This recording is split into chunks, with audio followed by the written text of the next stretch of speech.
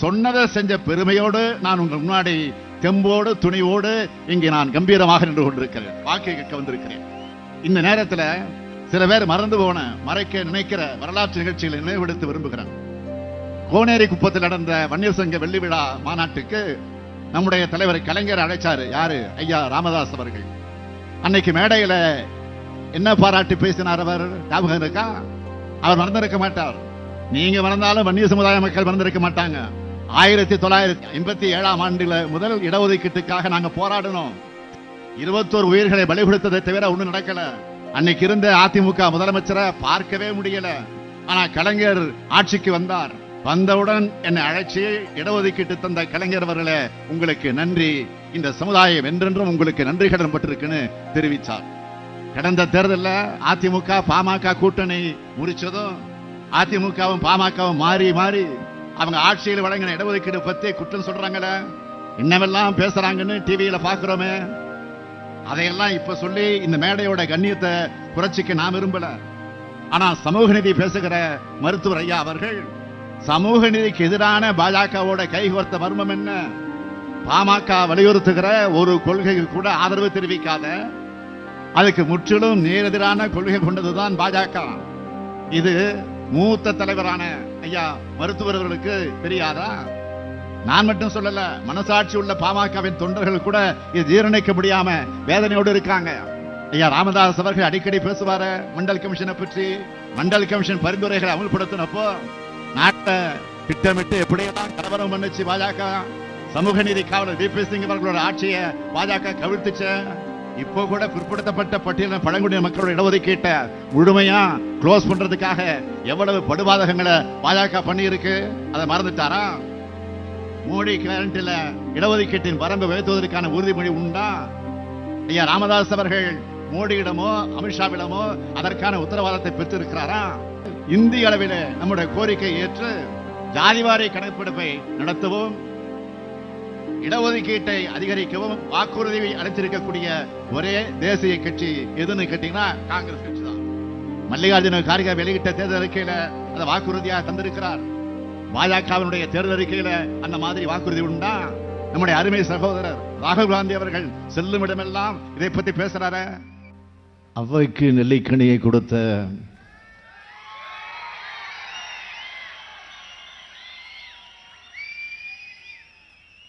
வள்ளல் அதியமான் வாழ்ந்த இயற்கை எழில் சூழ்ந்த தகடூர்னு வரலாற்று போற்றப்படுகிற தருமபுரி மண்ணுக்கு வந்திருக்கிறேன்.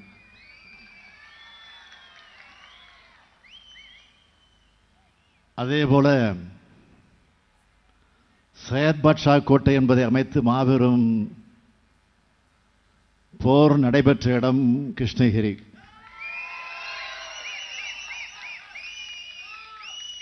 இதுவும் போர்க்களம் தான், ஜனநாயக போர்க்களம்.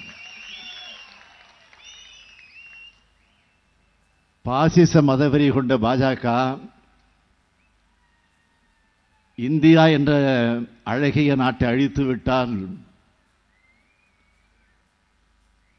என்ற அச்சத்தோடு அதை தடுக்க ஜனநாயக சக்திகளும் இந்திய நாட்டு மக்களும் களம் கண்டுள்ள ஜனநாயக போர்க்களம். நாம் நடத்த இருக்கும் 2வது விடுதலை போராட்டத்தினுடைய வெற்றிக்கு கட்டிய கூறும் தருமபுரி திராவிட முன்னேற்ற கழகத்தினுடைய வேட்பாளராக போட்டியிடக்கூடிய மணி அவர்கள் கழகத்தின் ஆற்றல் மிகு தொண்டர். மக்களுக்காக வாதாடும் வழக்கறிஞர். மாவட்ட துணை செயலாளராக இருக்கக்கூடிய அவரது குரல் நாடாளுமன்றத்தில் ஒலிக்க உதயசூரியன் சின்னத்தில் நீங்கள் வாக்களிக்க வேண்டும்.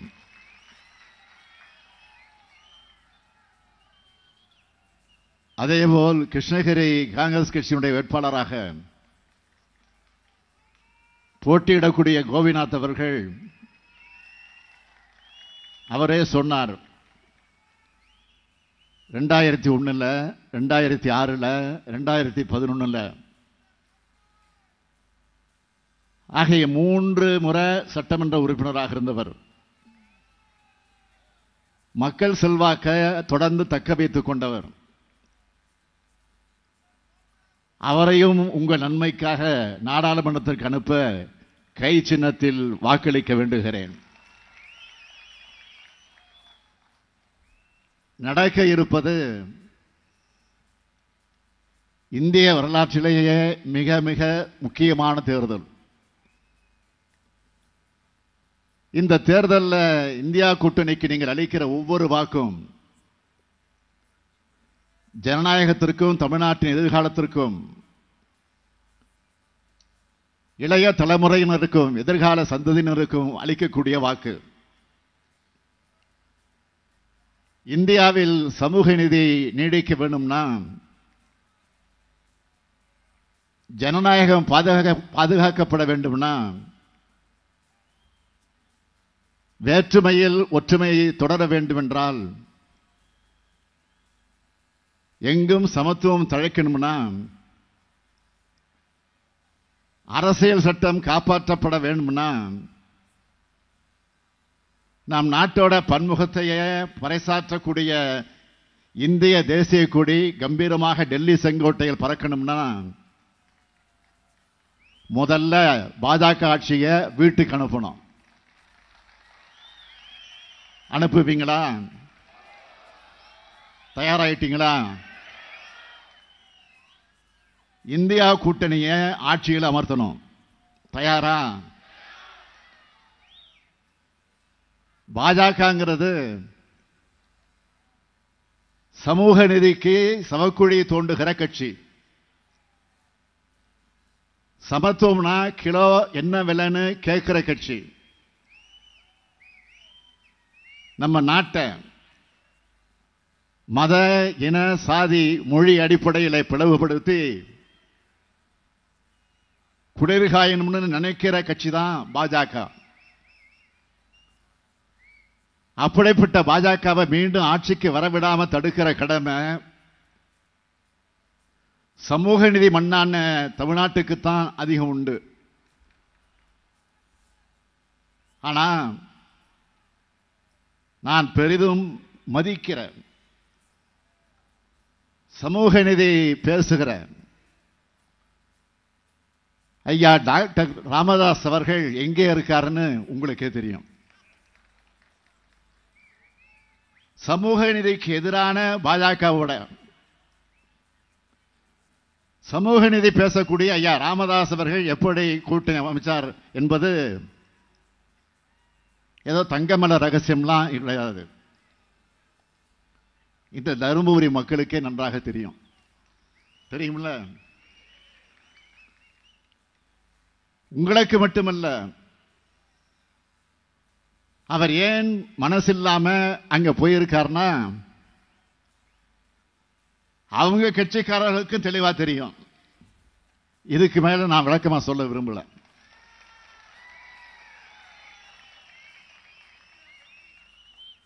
நம்மளை பொறுத்தவரை ஒன்றிய அரசு சாதிவாரி கணக்கெடுப்பு நடத்தணும். ஒட்டுமொத்தமா பிற்படுத்தப்பட்ட மிகவும் பிற்படுத்தப்பட்ட பட்டியலின பழங்குடியின மக்களோட சமூக நிதியை காப்பாற்றுற அரச ஒன்றியத்தில் அமைக்கணும்னு இந்தியா கூட்டணியை வலுவா அமைச்சிருக்கிறோம். அந்த வகையில் இந்தியா கூட்டணி மக்களின் நலனுக்காக மக்களுக்காகவே பாடுபடும் கட்சிகளின் கூட்டணியா கம்பீரமா உங்களுக்காக களத்தில் போராடும். முத்தமிழறிஞர் தலைவர் கலைஞர் அவர்கள் அடிக்கடி சொல்வார், எனக்கென்று சாதி பெருமை கிடையாது, மிக மிக பிற்படுத்த சமூகத்தை சேர்ந்தவன், எனக்கென்று குடும்ப பாரம்பரியம் கிடையாது, ராவ் பகதூர் திவான் பகதூர் குடும்பத்தை சார்ந்தவன் என்று கூறக்கூடிய அளவுக்கு பெருமை எனக்கு இல்லை, கல்லூரி பட்டம் எனக்கு இல்லை,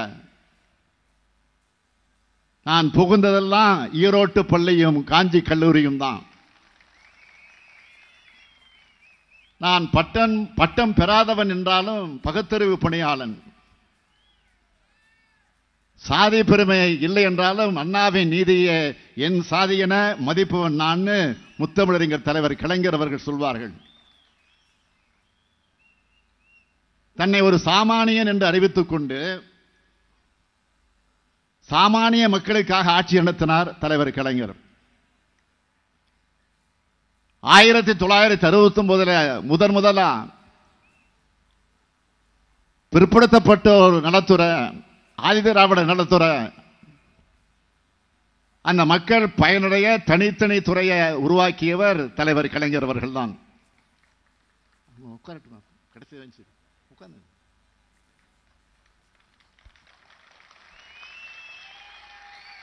பிற்படுத்தப்பட்டோர் நலனுக்காக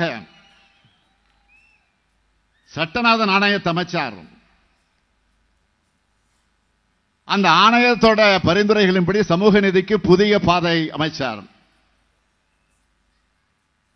கொங்கு வேளாள கவுண்டர் சமுதாயத்தை பிற்படுத்தோர் பட்டியலில் சேர்த்தார். கல்வி வேலை வாய்ப்புகள்ல பல்வேறு வாய்ப்புகள் அவங்களுக்கு கிடைச்சது. கொங்கு வேளாள கவுண்டர் சமூகத்தினர் இன்று முன்னேறி இருக்கிறதுக்கு முக்கிய காரணம் அதுதான். இன்னொன்றையும் பெருமையோடு சொல்லிக்கொள்ள விரும்புகிறேன். அதேபோல் ஆதிதிராவிட சமூகத்தை சார்ந்தவர்களுக்கு 18 விழுக்காடும், பழங்குடியினருக்கு 1 விழுக்காடும் இடஒதுக்கீடு வழங்கி அவங்களோட முன்னேற்றத்திற்கும் உறுதுணையாக இருந்தவர் நம்முடைய தலைவர் கலைஞர் அவர்கள்.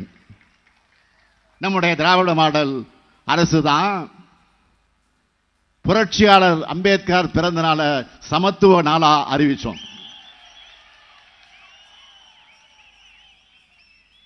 ஆதிதிராவிட பழங்குடியினர் ஆணையத்தை புதுப்பிச்சோம். பட்டியலின மற்றும் பழங்குடியின மக்களுக்காக ஒதுக்கப்படும் நிதி வளர்ச்சி திட்டங்களுக்கு முறையா செலவழிக்கப்படுகிறதா என்பதை கண்காணிக்க தமிழ்நாடு ஆதிதிராவிட மற்றும் பழங்குடியினருக்கான மேம்பாட்டு செயல் திட்ட சட்டம் கொண்டு வந்துள்ளதும் திமுக அரசுதான். இப்படி ஆதிதிராவிட மக்கள், பழங்குடியின மக்கள் கல்வி, பொருளாதார மற்றும் சமூக நிலைகளில் உயர்த்த அனைத்து முயற்சிகளையும் இந்த அரசு கவனத்தோடு மேற்கொண்டு வருது. வன்னியர் சமுதாய மக்கள் 1987 ஆண்டு மறந்திருக்க மாட்டாங்க. தனி இடஒதுக்கீடு கேட்டு கடுமையான போராட்டம் நடந்த ஆண்டு அந்த ஆண்டு. ஆனா அதிமுக ஆட்சியில தனி இடஒதுக்கீடு கொடுக்கல.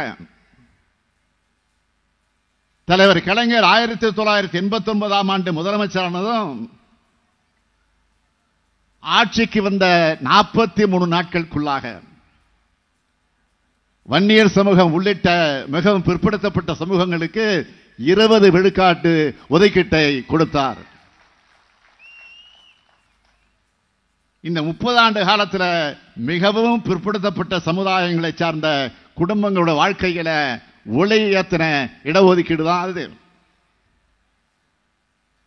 வன்னியர் சங்கத்தினர் மேலே போடப்பட்டிருந்த வழக்குகளை திரும்ப பெற்றார் தலைவர் கலைஞர். 1987 போராட்டத்தில் உயிரிழந்த 21 குடும்பங்களுக்கு அந்த 21 குடும்பத்திற்கு 3 லட்சம் ரூபாய் கருணை கொடுத்தவர் தலைவர் கலைஞர். இன்னைக்கும் அந்த குடும்பங்கள் மாதம் 3000 ரூபாய் பென்ஷன் வாங்கி கொண்டிருக்கிறாங்க. சமூக நீதி தியாகிகளான அவங்களை போற்றி மணிமண்டபம் கட்டப்படும் விக்கிரவாண்டியில இடைத்தேர்தல் நடந்தப்போ நான் வாக்குறுதி கொடுத்தேன். இன்னைக்கு விழுப்புரத்தில் அந்த மணிமண்டபம் கட்டப்பட்டிருக்கு, விரைவில் திறக்கப்பட இருக்கு. ஆக சொன்னதை செஞ்ச பெருமையோடு நான் உங்கள் முன்னாடி தெம்போடு துணிவோடு இங்கே நான் கம்பீரமாக நின்று கொண்டிருக்கிறேன். வாக்கு கேட்க வந்திருக்கிறேன். இந்த நேரத்தில் சில பேர் மறந்து போன, மறைக்க நினைக்கிற வரலாற்று நிகழ்ச்சிகளை நினைவுபடுத்த விரும்புகிறேன். கோனேரி குப்பத்தில் நடந்த வன்னியர் சங்க வெள்ளி விழா மாநாட்டுக்கு நம்முடைய தலைவர் கலைஞர் அழைச்சாரு. யாரு? ஐயா ராமதாஸ் அவர்கள். அன்னைக்கு மேடையில் என்ன பாராட்டி பேசினார் அவர் ஞாபகம் இருக்கா? அவர் மறந்திருக்க மாட்டார். நீங்க மறந்தாலும் வன்னிய சமுதாய மக்கள் மறந்திருக்க மாட்டாங்க. 1987 ஆண்டுல முதல் இடஒதுக்கீட்டுக்காக நாங்க போராடணும். 21 உயிர்களை பலி கொடுத்ததை தவிர ஒண்ணும் நடக்கல. அன்னைக்கு இருந்த அதிமுக முதலமைச்சரை பார்க்கவே முடியல. ஆனா கலைஞர் ஆட்சிக்கு வந்தார். வந்தவுடன் என்னை அழைச்சி இடஒதுக்கீட்டு தந்த கலைஞர் அவர்களே, உங்களுக்கு நன்றி, இந்த சமுதாயம் என்றென்றும் உங்களுக்கு நன்றி கடன் பட்டிருக்குன்னு தெரிவித்தார். நீங்க மட்டும் 20 விழுக்காடு இடஒதுக்கீடு தரலன்னா, இங்க மத்திய அமைச்சர் சொன்னதை போல கூலி வேலை செஞ்சுக்கிட்டு ஓட்டு மட்டும் போடுகிற சமுதாயமாக இந்த ஒடுக்கப்பட்ட சமுதாயம் இருந்திருக்கும். அதை மாத்தின பெருமை நம்முடைய தலைவர் கலைஞர் அவர்களே சாரும்னு சொன்னீங்களே ஐயா, டாக்டர் அவர்களே சொன்னீங்களா இல்லையா? அத்தகைய சாதனையை செஞ்ச இயக்கம் தானே திராவிட முன்னேற்ற கழகம். கடந்த தேர்தலில் அதிமுக பாமக கூட்டணி முறிச்சதும் அதிமுகவும் பாமகவும் மாறி மாறி அவங்க ஆட்சியில் வழங்கின இடஒதுக்கீடு பத்தி குற்றம் சொல்றாங்களே, என்னவெல்லாம் பேசுறாங்கன்னு டிவியில பாக்குறோமே, அதையெல்லாம் இப்ப சொல்லி இந்த மேடையோட கண்ணியத்தை குறைச்சிக்க நான் விரும்பல. மரியாதைக்குரிய ராமசாமி படையாச்சார் அவர்களுக்கு சென்னையில சிலை வைக்கணும்னு திரு வாழப்பாடி ராமமூர்த்தி அவர்களும், வன்னி அடிகளார் அவர்களும், CN ராமமூர்த்தி அவர்களும் கலைஞரை சந்திச்சு கோரிக்கை வச்சாங்க. சென்னையினுடைய மைய பகுதி ஆல்டா, கிண்டியில் இருக்கக்கூடிய ஆல்டா, அந்த சந்திப்புல சிலையை அமைச்சார் தலைவர் கலைஞர் அவர்கள். அந்த நிகழ்ச்சியில கலைஞர் கூட சென்னை மேயராக இருந்த இந்த அடியேனும் கலந்துகிட்டான். எந்த சமூகமாக இருந்தாலும் அந்த சமூகத்தோட மேன்மைக்காக திட்டங்களை தீட்டித்தர சமூக நீதி இயக்கம் தான் திராவிட முன்னேற்ற கழகம். ஆனா சமூக நீதி பேசுகிற மருத்துவர் ஐயா அவர்கள் சமூக நீதிக்கு எதிரான பாஜகவோட கைகோர்த்த மர்மம் என்ன? பாமக வலியுறுத்துகிற ஒரு கொள்கைக்கு கூட ஆதரவு தெரிவிக்காத,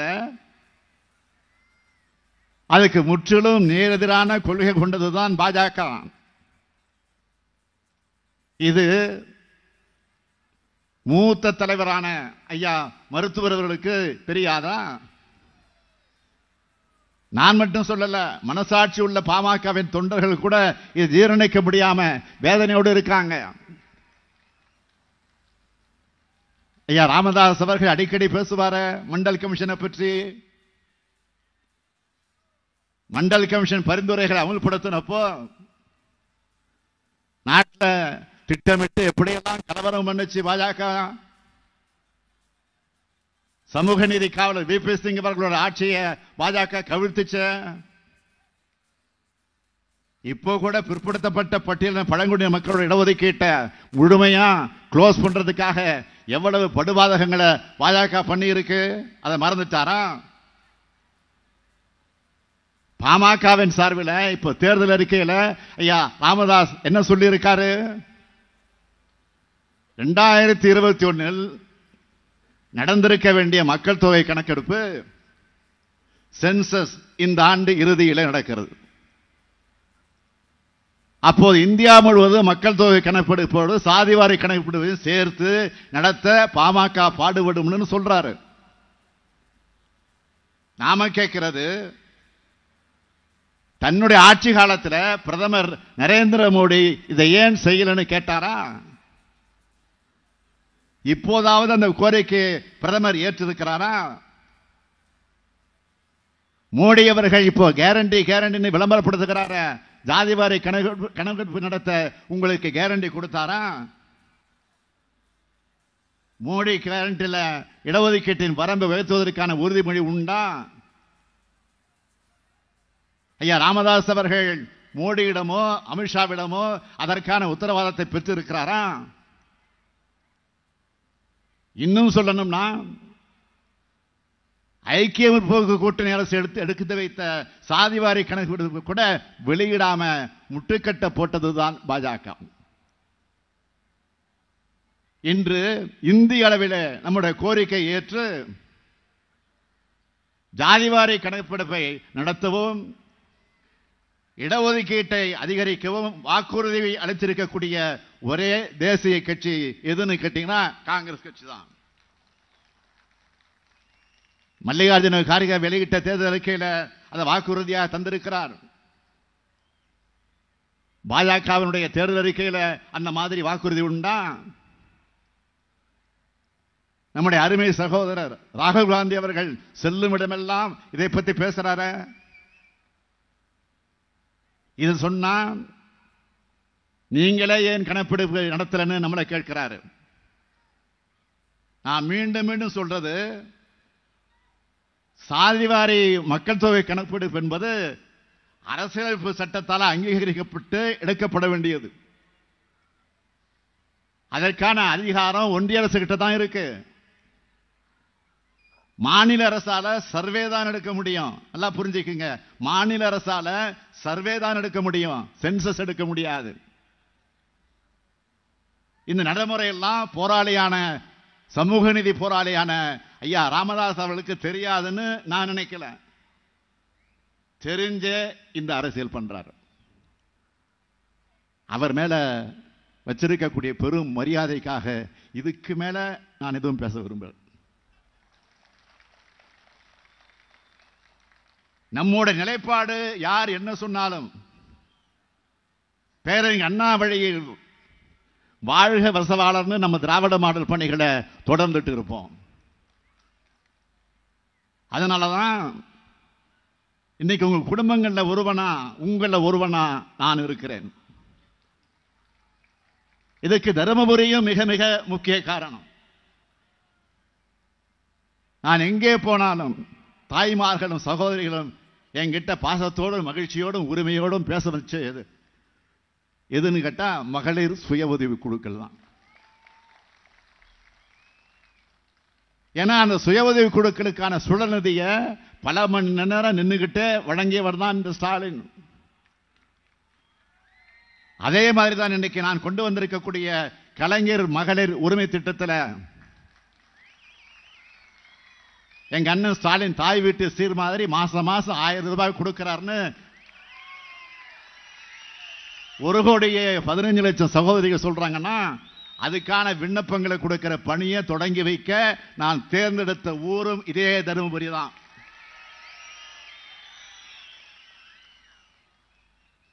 எனக்கு தாய்மார்கள் மனசுல அவங்க குடும்பத்தில் ஒருத்தனா நினைக்க வச்சு பாச பாலத்தை அமைச்சது இந்த தருமபுரி தான்.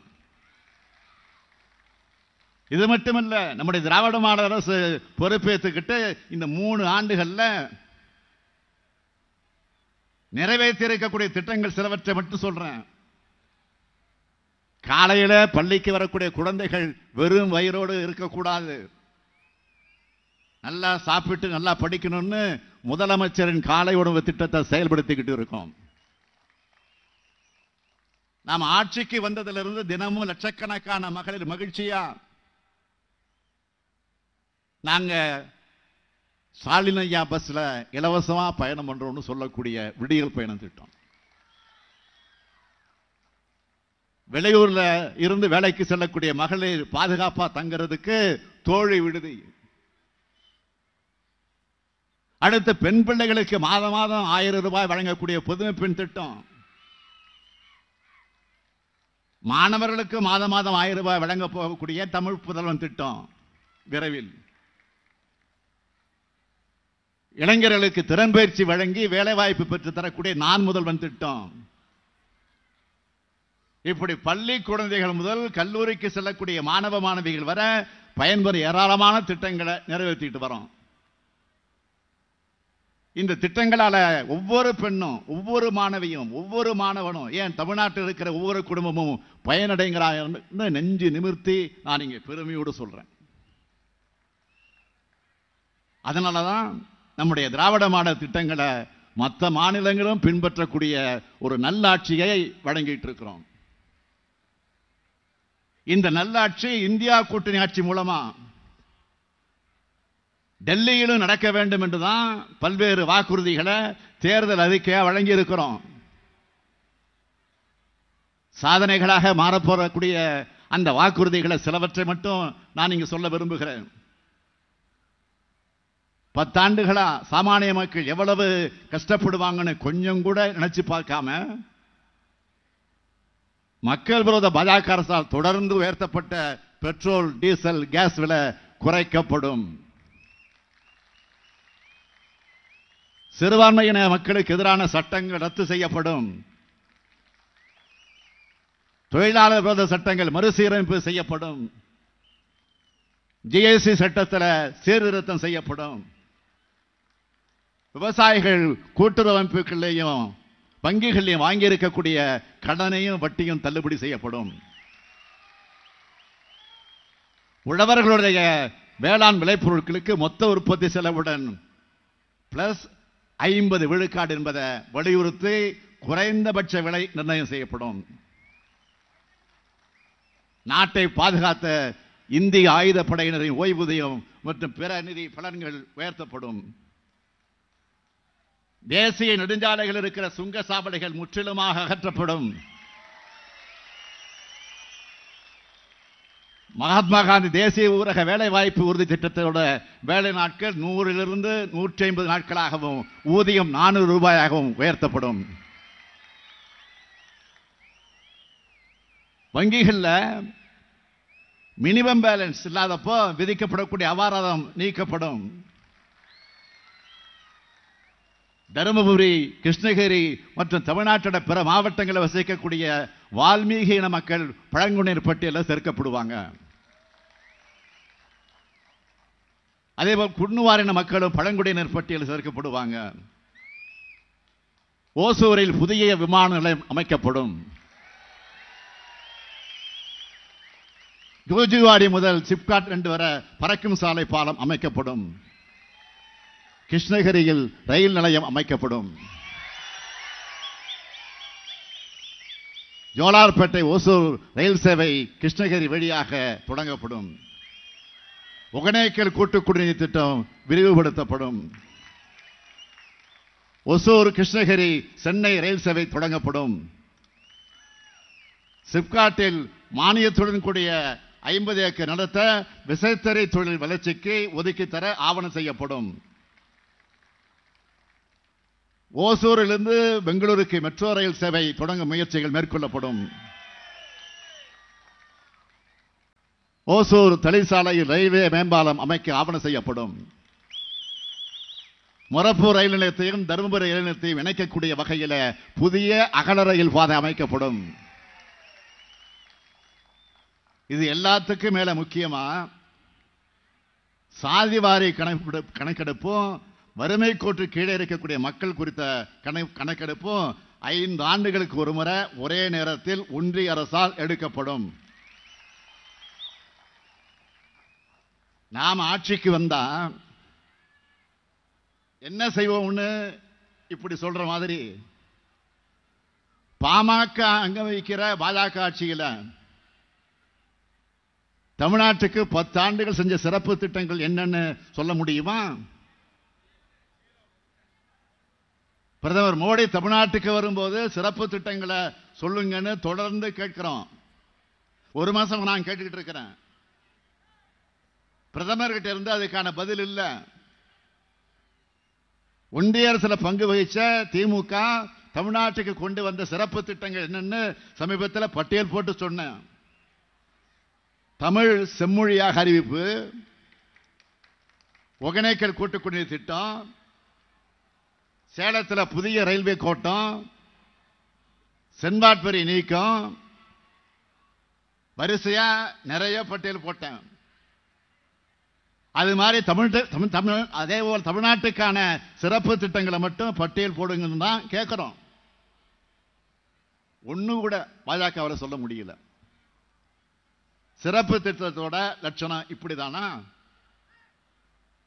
பொதுவான திட்டங்களாக இருந்தாலும் மாநிலத்துக்கு சேர வேண்டிய நிதியா இருந்தாலும் தமிழ்நாடு கொடுக்கிற வரிக்கு ஏற்ற மாதிரியான நிதியாவது வருதா? அதுவும் இல்லையே. பாஜக ஆட்சியில் இருக்கக்கூடிய உத்தரப்பிரதேசம் ₹1 கொடுத்தா டபுள் மடங்கு நிதியை திருப்பி கொடுக்கறாங்க. தமிழ்நாட்டுக்கு மட்டும் ₹1 கொடுத்தா வெறும் 29 பைசா மட்டும் திருப்பி கொடுக்கறாங்க. இது ஓரவஞ்சம் இல்லையா? அது மட்டுமா, கிருஷ்ணகிரி மாவட்டத்தில் இருக்கக்கூடிய சிறு குறு தொழில் நிறுவனங்கள் ஜிஎஸ்டியால எப்படி நலிஞ்சு போயிருக்காங்க? அசோக் லேலண்ட், டிவிஎஸ், ஹோண்டா, டொயோட்டா போன்ற நிறுவனங்களுக்கு உதிரி பாகங்களை தயாரித்து வழங்குகிற 2500 குறு சிறு மற்றும் நடுத்தர தொழில் நிறுவனங்கள் ஓசூர்ல இருக்கு. இந்த உதிரி பாகங்களுக்கு 28 விழுக்காடு ஜிஎஸ்டி போட்டு அந்த நிறுவனங்கள் படாத பாடுபடுது. இவங்களை பற்றி என்றைக்காவது கவலைப்பட்டதுண்டா?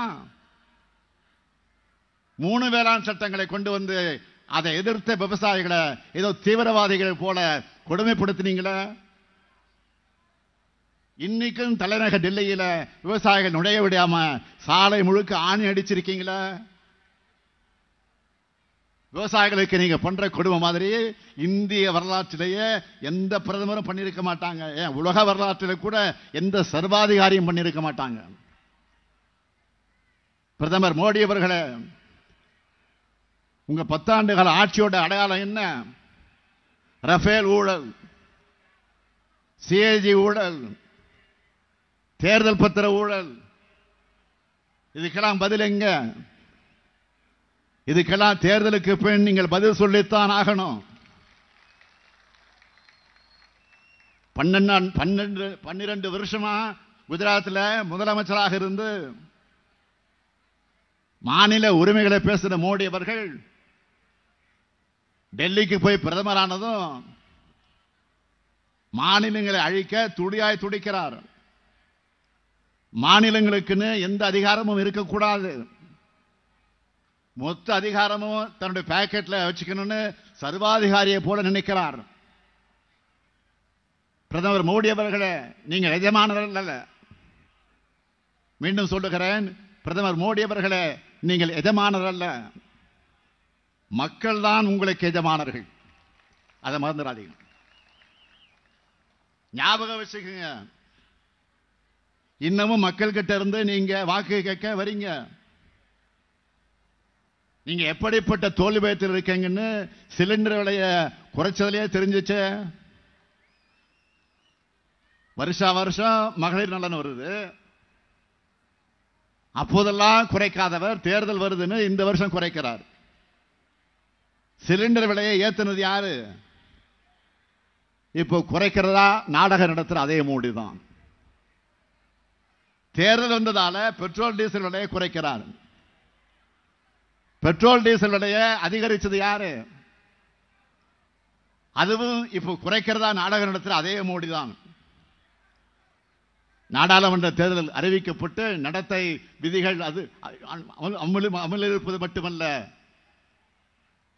ஆனாலும் 100 நாள் வேலை திட்டத்துக்கான ஊதியத்தை உயர்த்துறதா அறிவிச்சிருக்கிறாங்க. மக்கள் மேல ஏன் இந்த திடீர் கரிசனம், பாசம், இரக்கம்?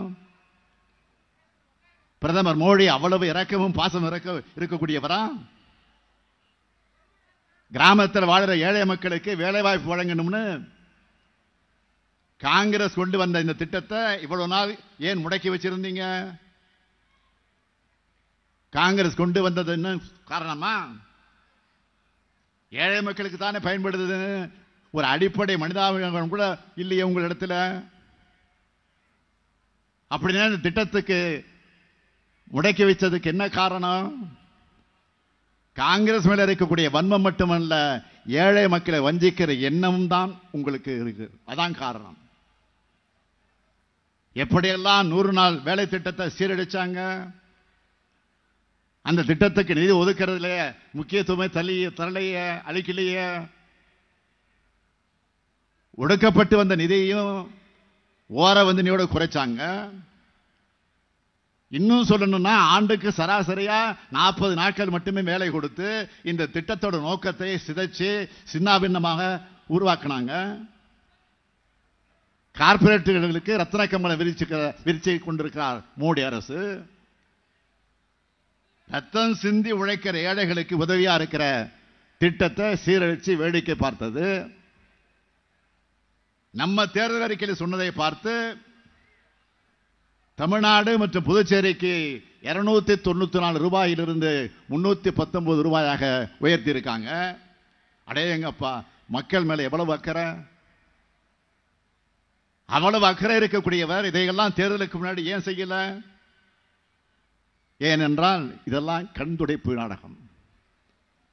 திரும்பவும் நாம் உறுதியோடு சொல்றோம், 100 நாள் வேலைவாய்ப்பு திட்டத்தில் வேலைவாய்ப்பு நாட்கள் 150 நாட்களாக உயர்த்தியும் ஊதியத்தை 400 ரூபாயாக உயர்த்துவோம். நேற்று ஒரு செய்தி பார்த்தேன். நம்ம மக்களுக்கு வெள்ள பாதிப்பு போது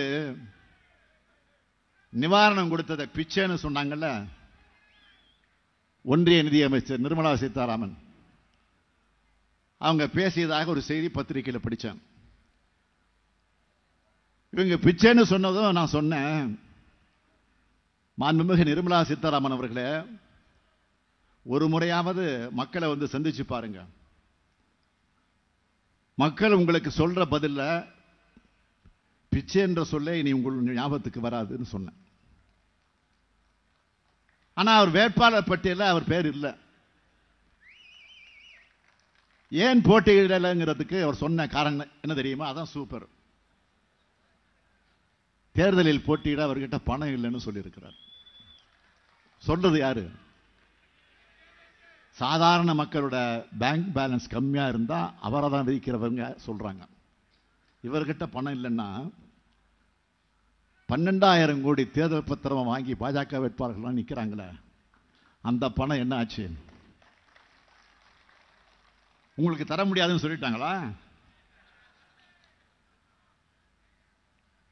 யாரை குற்றம் சாட்டுகிறார் அவர்? அம்மையார் அவர்களே, தேர்தலில் போட்டியிட மக்களை சந்திக்கணும், மக்களுக்காக உழைக்க தெரியணும், மக்களை பற்றி உண்மையான அக்கறை இருக்கணும். உங்களுக்கே தெரிஞ்சிருச்சு, தேர்தல் நின்னா மக்கள் உங்களுக்கு தக்க பாடம் புகட்டுவாங்க, அதனால தப்பிச்சிட்டீங்க. நிச்சயம் தமிழ்நாட்டு மக்கள் 2019 தேர்தல் மாதிரிய இந்த தேர்தலிலும் பாஜகவை ஒதுக்கத்தான் போறாங்க. பாஜகவுடன் வெளிப்படையா கூட்டணி அமைச்சிருக்கிறாங்களே, கள்ள கூட்டணியா தமிழ்நாட்டுக்கு துரோகம் இழைக்கிற பழனிசாமி கூட்டமும் தோற்கடிக்கப்படணும். பாஜகவை விமர்சிக்காம பாஜகவுக்கு எதிரான கூட்டணின்னு வசனம் பேசுகிறார் கொடநாடு புகழ் பழனிசாமி. பதவி சுகத்தை அனுபவிக்க நம்ம தமிழ்நாட்டு மாணவர்கள் நீட் தேர்வு எழுத வச்சார். 3 வேளாண் சட்டங்களை ஆதரிச்சார். அது மட்டுமல்ல, எந்த விவசாயி பாதிக்கப்படுகிறார், நான் விவாதம் நடத்த தயாராக இருக்கிறேன்னு உழவர்களோட துயரத்தை பார்த்து ஏகடையும் பண்ணி பச்சை துண்டு போட்ட பச்சை துரோகம் செய்தவர் தான் பழனிசாமி. குடியுரிமை திருத்த சட்டத்தை ஆதரிச்சார். அதுல எந்த முஸ்லீமும் பாதிக்கப்படல அப்படிங்கிறாரு. அட்டர்னி ஜெனரல் மாதிரி லா பாயிண்ட் எல்லாம் பேசுறாரு இப்ப பழனிசாமி. பாஜக கொண்டு வர எல்லாத்தையும் ஆதரிச்சவங்க பாதம் தாங்கியா இருந்து மோடி அமித்ஷா ரெட்டையருக்கு பௌசா பல்லக்கு தூக்கிய தமிழ்நாட்டு துரோகிதான் பழனிசாமி. இப்ப புதுசா தமிழ்நாட்டை மீட்க போறாராம். இதை கேட்டு தமிழ்நாட்டு மக்கள் சிரிக்கிறாங்க. பாஜக சிறுபான்மை மக்களை காக்க போறாராம். இதை கேட்டு சிறுபான்மை மக்கள் சிரிக்கிறாங்க. தமிழ்நாட்டை பாழ்படுத்தின அதிமுக, தமிழ்நாட்டை வஞ்சித்த பாஜக, அதோட சந்தர்ப்பவாத கூட்டணி அமைத்துள்ள பாமகன்னு இந்த மக்கள் விரோத கூட்டத்தை தோற்கடிச்சாகணும். அதற்கு இந்திய கூட்டணி வேட்பாளர்கள் இதோ தருமபுரி நாடாளுமன்ற தொகுதியினுடைய வேட்பாளர் மணி அவர்களுக்கு உதயசூரியன் சின்னத்திலும், கிருஷ்ணகிரி நாடாளுமன்ற தொகுதியினுடைய காங்கிரஸ் கட்சியினுடைய வெற்றி வேட்பாளர் கோபிநாத் அவர்களுக்கு கை சின்னத்திலும் உங்களது பொன்னான வாக்குகள் அளித்து வெற்றி பெற வையுங்கள். உங்கள் வாக்கு இந்தியாவை காப்பாற்றும், இந்தியாவை காப்பாற்றக்கூடிய வாக்காக அமையட்டும். தமிழ்நாட்டை காக்கக்கூடிய வாக்காக அமையட்டும். ஜனநாயகத்தை காக்கக்கூடிய வாக்காக அமையட்டும். பாசிசத்தை வீழ்த்தக்கூட ஜனநாயகத்தை காக்கக்கூடிய வாக்காக அமையட்டும். உங்கள் ஸ்டாலின் அழைக்கிறேன். உதயசூரனுக்கு வாக்களிங்கள் என்று கேட்டு அதற்காக வந்திருக்கிறேன். 40 நமது, நாடும் நமது. 40 நாடும், 40 நாடும், 40 நமது, 40 நமது. கொஞ்சம் சத்தமா டெல்லிக்கு கேட்கணும். 40 நமது, நாடும் நமது. நன்றி, வணக்கம்.